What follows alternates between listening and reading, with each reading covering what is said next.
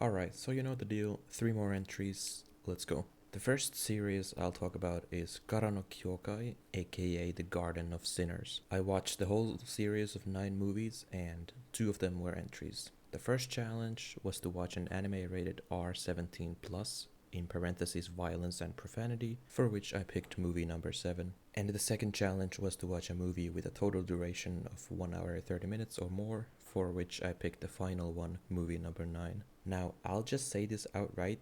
I don't really have a very good understanding of the timeline and events that happen throughout these 9 movies. It's not just because the movies are not in chronological order either. Sometimes it feels like the viewer is expected to know information and piece things together as they happen, and that might be a bit difficult at times. Added on top of that, I watched these movies with very long intervals in between, so I genuinely am kind of lost. But what it boils down to is that this is part of the Nasu-verse alongside the Fate series, Tsukihime, and so on. Magic exists in this world, and there are good and bad factions using some crazy powers to do crazy shit. The sort of boundary between good and evil is pretty hazy for our main characters, though. It's more about complicated feelings, dealing with identity, and I suppose love as well, and coming to terms with those feelings. The flimsy narrative of most of the films aside, it just feels like they put most of the budget on the visuals and soundtrack, which I will say are gorgeous. I'm just not a big fan of empty nothingness as cinematography. The 3 films that I felt capitalized the most on interesting writing were films number 5, 7, and 9. Other than that, especially films 1 and 8 just felt like a complete waste of time. It's honestly such a mixed bag of good and bad, but maybe I'll give them another shot years down the line when I actually understand the timeline. I just have some hope that the source material wasn't at fault, but it was the adaptation, but that's all I'll say on them.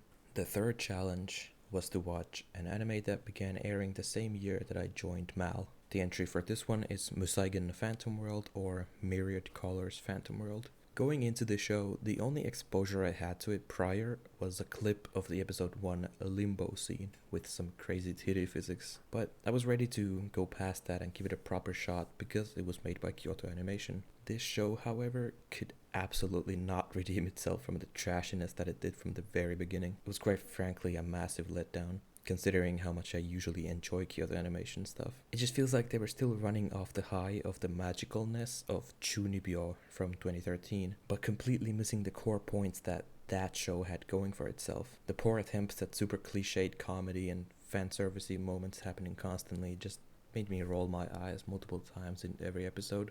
But essentially, this world is filled with phantoms, yada yada. They have to be sealed if they go rogue. Each episode tries their best to stick to a theme, but that also feels very haphazard at times. It's not a complete mess though. I will give it props for especially episode 11 going pretty deep into actual interesting conflict. It's just strange that they have to deviate from normalcy to actually be interesting. Otherwise, you know the deal with KyoAni with visuals and moe character designs. They are quite nice. I'm quite a big fan of the character designs themselves. But that's about all I have to say about this mess of a show. I really hope the modern KyoAni never stoop to this level ever again. Anyway, that was it. I hope I wasn't too negative, but see you all in the next part anyway.